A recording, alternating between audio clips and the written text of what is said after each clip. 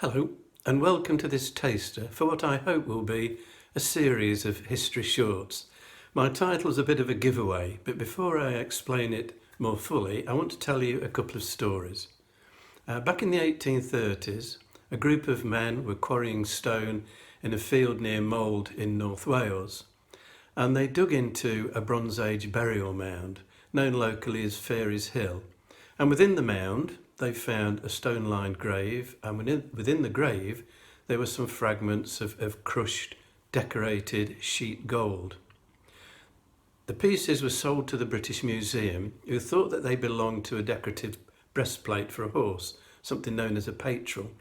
But eventually, when the conservators got to work, they discovered it was the wrong shape, and it turned out to be a gold cape. Now, it's only about 18 inches across and would have fitted on the shoulders and the upper arms. Probably for a female, or if not, it would have to be a teenage male, somebody of slender build. This is not something for everyday wear. This is something worn by someone of some significant power and influence for a particular special ceremonial type occasion. The hammered decoration is exquisite. This item is nearly 4,000 years old, and the craftsmanship is just so sophisticated, and it's an absolutely unique item. Now, last year, two metal detectorists from Derby, Adam Staples and his partner Lisa Grace, were training another group in metal detecting, and they were working in the Chew Valley in Somerset, and they uncovered a hoard of 2,500 silver coins, all dating to 1067, 1068. So an important period of time immediately after the Battle of Hastings. Half of the coins had got Harold on, half of the coins had got William the Conqueror on, and 18 of these coins had got Harold on one side and William on the other. So who knows what the coin maker was thinking of. Perhaps he didn't want to pay the tax for the extra die and was making do. They were well preserved, so these coins were buried very soon after they were minted. And this, of course, 1067, 1068, an important period in our history.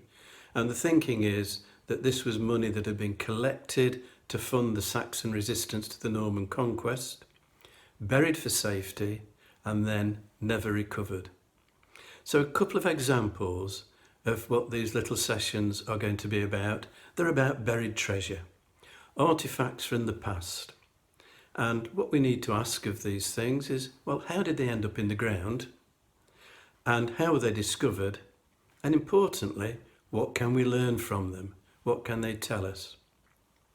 And in recent times, the advent of metal detecting has led to a huge surge in the number of finds.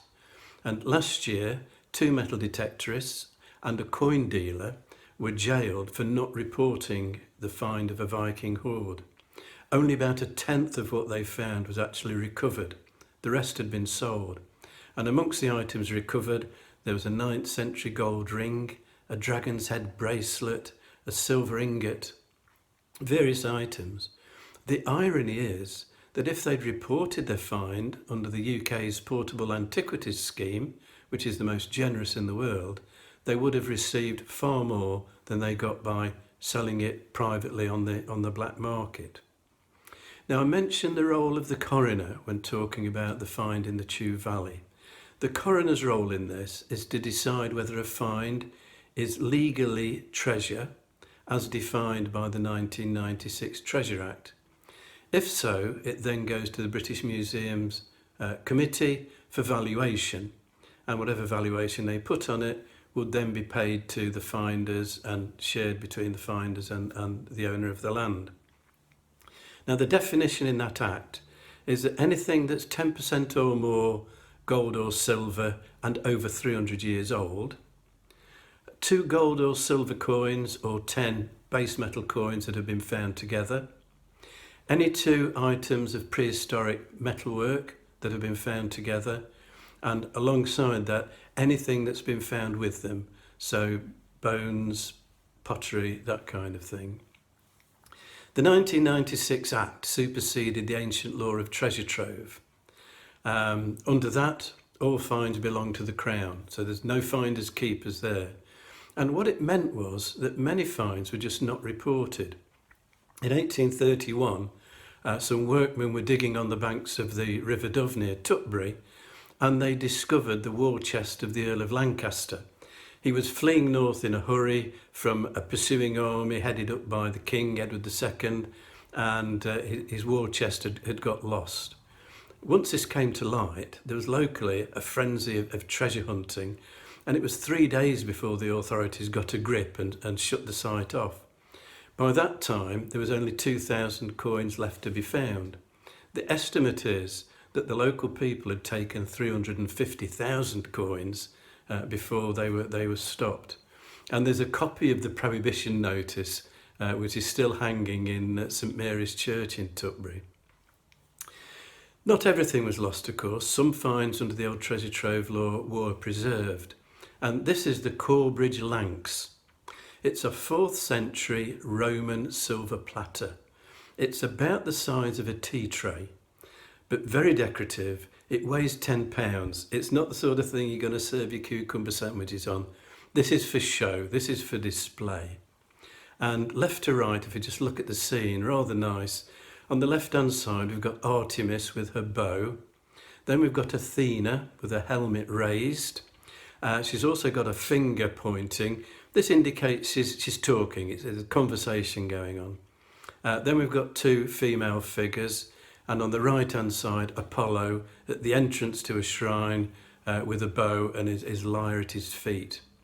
And then in the foreground, we've got an altar, and surrounding the altar, we've got Artemis's hound, a fallen stag, and a mythical griffin. The authorities were slow to accept that without a system of rewards, many finds would go unreported.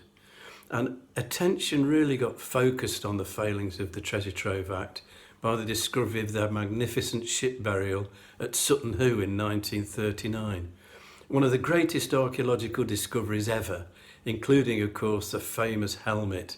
And this is a replica of it, which shows what it would have looked like. All the finds are now on display in room 41 at the British Museum. And the ship burial was dated to the early 7th century. It's probably the East Anglian king Radwold. And one of the anomalies of the old Treasure Trove Act that was demonstrated by this find was that under the Treasure Trove Act, you had to demonstrate that the original owners of what had been found intended to recover it. This was clearly not the case at Sutton Hoo. These items were put in the ground to accompany the occupant, and they were to stay there for eternity. So the coroner's decision was that this was not treasure trove, and all the fines were granted to the landowner, Edith Pretty. Now, fortunately, Mrs. Pretty then gave them to the nation, but it did show the problems. It showed that the Treasure Trove Act was not fit for purpose. And even so, the government was still slow to react. That Treasure Act I've been talking about, 1996. And what forced the passing of that new act was the advent of the metal detector. The arrival of metal detectors, huge surge of fines. And in the next session, that's where I'll pick up. If you've enjoyed this video, hit the like and subscribe buttons and click the notification bell to be informed when the next video is published.